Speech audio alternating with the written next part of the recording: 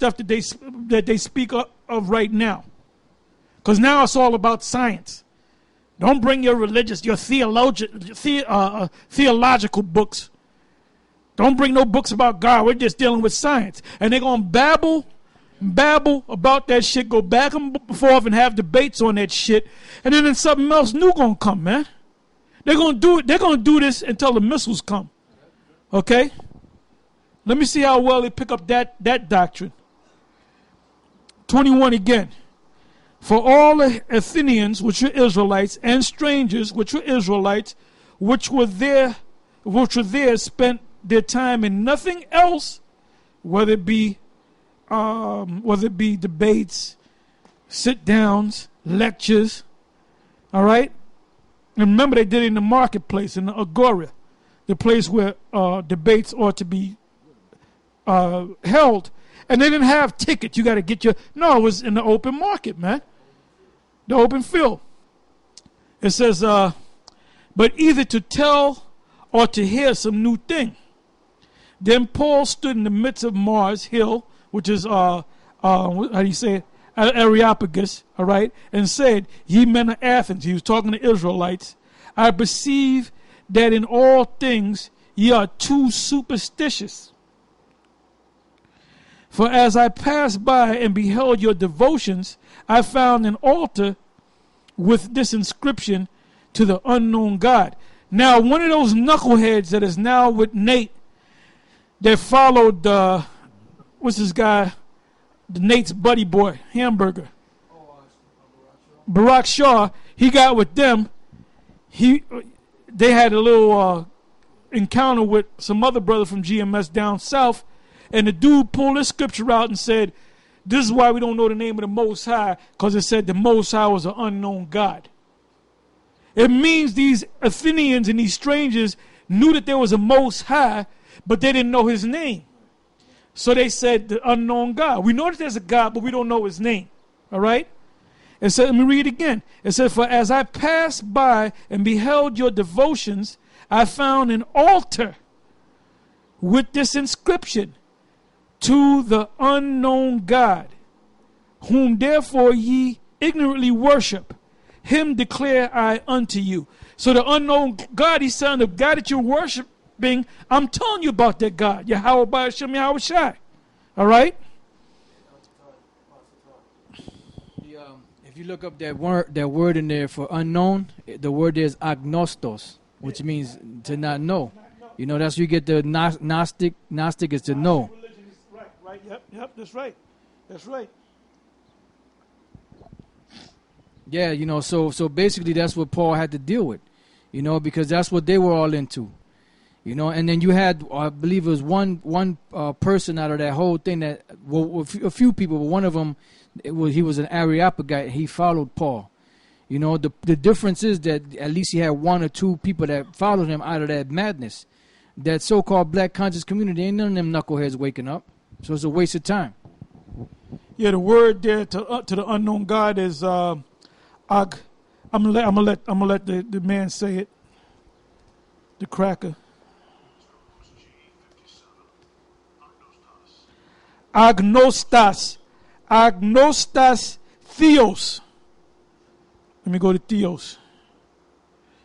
Bear with me for 1 minute.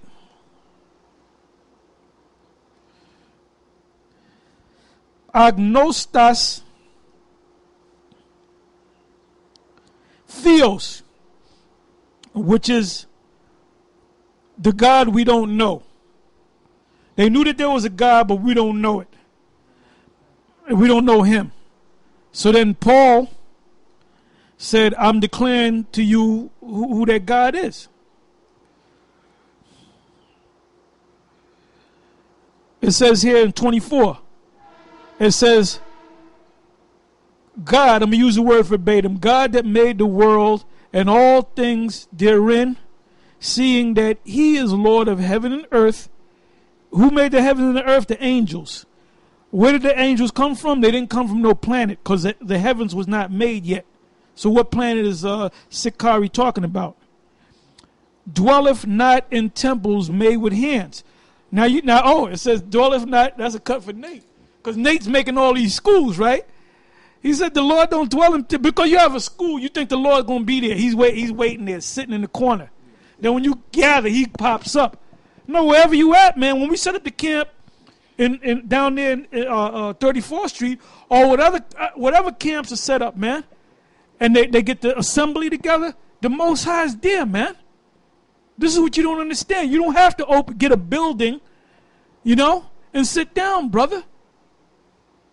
You wherever you get together with your people and you teach this word, the spirit of the Most High is with you, man. Now, when Sakari was on the phone with Polite, going back and forth, was the Lord with him? Hell no.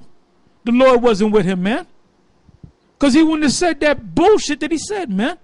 But now all of a sudden, he got all these questions that we went, oh, this is how you stump a GMS guy. We don't even take you seriously, bro.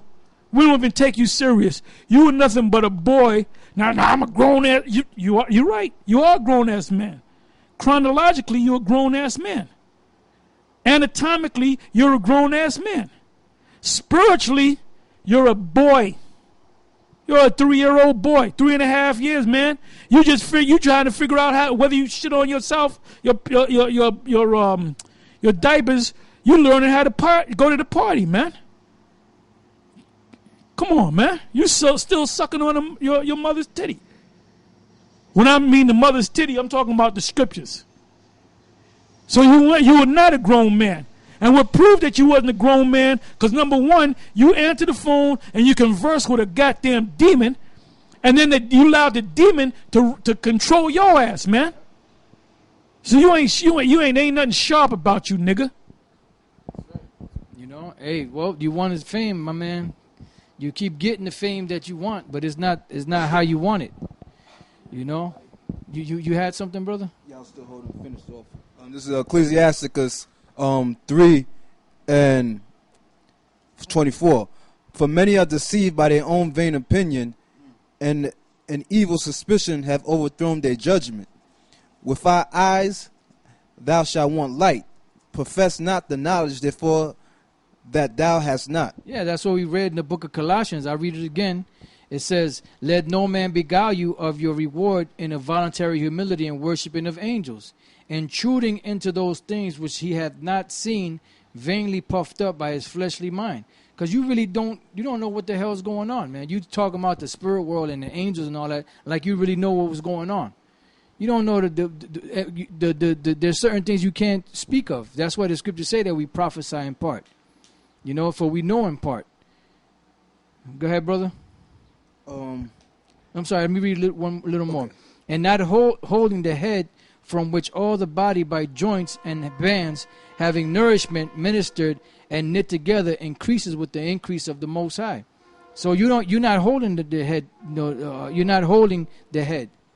You're just out there. You're just a little kid. That had been given too much candy. Now your teeth are rotting. You're in pain and you don't know what to do with yourself. So the Lord ain't dealing with you, man. You just need to stay in your lane, man. That's it. Wherefore, if you be dead with Yahushua from the rudiments of the world, why, as though living in the world, are you subject to ordinances? Touch not, taste not, handle not, which are all to perish with the using after the commandments and doctrines of men. And Polite, man, he just plays you like a yo-yo, my man. Go ahead, brother. Verse 28. In the punishment of the proud, there is no remedy, for the plant of wickedness have taken root in him. Yeah, and the plant of wickedness have taken root in you, Zakari. Read that again, brother. Sick R-E. In the punishment of the proud, there is no remedy. In the punishment of the proud, there is no remedy, go ahead. For the plant of wickedness have taken root in him. For the plant of wickedness has taken root in him. That's why you being so disrespectful. You getting cursed out by the spirit of Yahweh Bashim Yahushai, but your thing is you have to try to be disrespectful. You try to, like I said, you try to be spiritual, but you're not spiritual, man. Because that evil root of wickedness has taken root in you. It's in you. And like I said, go ahead and do a whole breakdown on 2nd Esdras 11 and the 12th chapter. if you didn't see us, if you didn't sneak up in there and get it, because I did bring it out to certain men, heads of the different GMS camp, for them to distribute it to other men up under them, man. Now, somebody had asked when I want to see the rest of this. I'm sorry, but I'm not going to bring it out. You got to go to Sikh Ari. He'll bring it out since he's the master, okay? Matthew 7 and 6. Now, you say you're going to come to New York and you got a whole laundry list of questions. Now, you know what my answer is going to be? I'll give you